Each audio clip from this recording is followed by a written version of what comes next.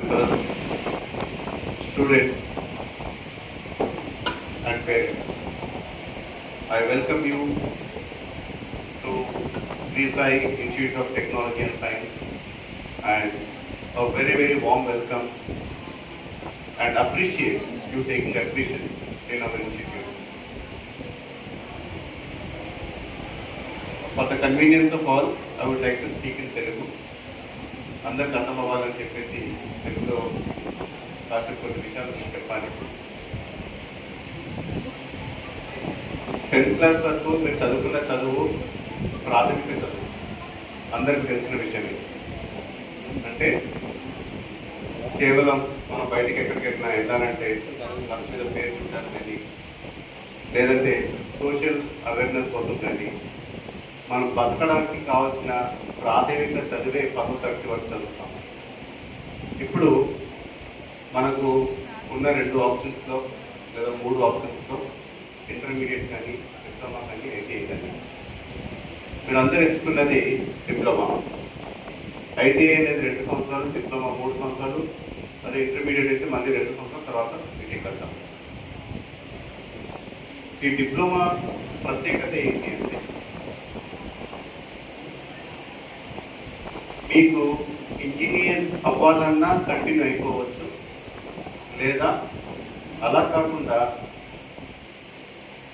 ప్రొఫెషనల్గా మేము ట్రైనింగ్ తీసుకొని ఒక మంచి ఇండస్ట్రీలో, అది సాఫ్ట్వేర్ ఇండస్ట్రీ కావచ్చు లేదా అది ఒక మ్యానుఫ్యాక్చరింగ్ ఇండస్ట్రీ కావచ్చు, దాంట్లో మేము ఉద్యోగం చేస్తూ జీవితంలో ఎదుగుతాము అని ఒకవేళ మీరు ఏది కోరుకుంటే ఆ వైపు మీరు వెళ్ళడానికి మార్గం సుగమమైంది.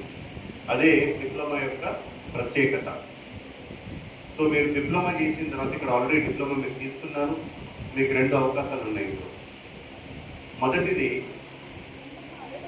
డిప్లొమా పూర్తయిన తర్వాత ఉద్యోగం వెళ్ళడం. రెండవది డిప్లొమా పూర్తయిన తర్వాత బీటెక్ వెళ్ళడం.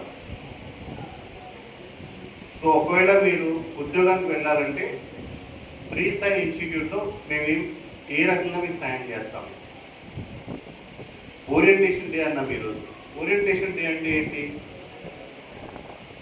ఈ కాలేజ్లో మనకు ఉండేటువంటి సదుపాయాలు ఏంటి మీకు మేము తెలియపరుస్తాము. పిల్లలు మీరందరూ కూడా దాన్ని సద్వినియోగం చేసుకోవాలి. All of you comfortable with Telugu? All of you? Thank you. మనకున్న సదుపాయాల్ని మీకు తెలియపరుస్తాము. ఆ సదుపాయాలు మీరు చూడండి, పిల్లలందరూ ఒకసారి చూడాలి, పేరెంట్స్ కూడా వీలైతే మీరు ఒకసారి రౌండ్ వేసి చూసిన తర్వాత పిల్లలకి ఆ సదుపాయాల్ని సద్వినియోగం చేసుకోమని చెప్పాలి. ఒక చిన్న ఉదాహరణ ఇస్తాను. మనం ఎంట్రన్స్ గేట్ దగ్గర లైబ్రరీ ఉంది. లైబ్రరీలో కొన్ని లక్షల పుస్తకాలు ఉన్నాయి. ఆ పుస్తకాలు మీ అందరికీ ఏదో దశలో ఏదో రకంగా ఉపయోగపడతాయి. మీ సబ్జెక్ట్ పుస్తకాలు ఖచ్చితంగా మీకు ఉపయోగపడతాయి. మీరు దాన్ని సద్వినియోగం చేసుకుంటున్నారా లేదా?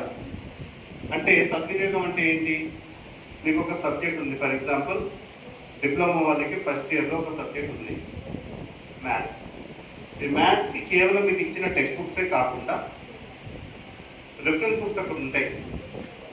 వాటిలో కూడా ప్రాబ్లమ్స్ సాల్వ్ చేసుకోవడము, అక్కడ ఉండే పుస్తకాన్ని ఇక వేరే పుస్తకాలు ఉంటాయి. ఫర్ ఎగ్జాంపుల్ మీకు కంప్యూటర్ సైన్స్ ఉంది, సి ప్రోగ్రామింగ్, మీకు ఒక ప్రిస్క్రైబ్ టెక్స్ట్ బుక్ ఇవ్వచ్చు బాలగురుస్వామి. ఆ టెక్స్ట్ బుక్ కాకుండా వేరే టెక్స్ట్ బుక్ తీసుకుంటే మీకు ఇంకా ఈజీగా అర్థం కావచ్చు. కనెక్ట్ ఇలాగా లైబ్రరీని పూర్తిగా మీకు అర్థమయ్యే రీతిలో ఉండేటువంటి పుస్తకాల్ని చూసి మీరు వాటిని చదివి మీలో ఉండేటువంటి ప్రతిభని మీరు ఇంకా పెంపొందించుకోవచ్చు. అది దాని యొక్క ముఖ్య ఉద్దేశం. అయితే లైబ్రరీని దాదాపు చాలామంది ప్రతి సంవత్సరం వాడట్లేదు. కనీసం మొత్తం అకాడమిక్ ఇయర్లో ఒక్కసారి కూడా వెళ్ళట్లేదు. ఇది ఒక చిన్న ఉదాహరణ మాత్రమే. అలాగే మనకు ల్యాబొరేటరీస్ ఉన్నాయి. ఆ ల్యాబ్స్ని సద్వినియోగం చేసుకోవాలి. మనకు ల్యాబ్ సెషన్స్ వారంలో 2 hours, ఎన్ని అవర్స్ మనకు ఎన్ని సెషన్స్? 3 hours, 1 month.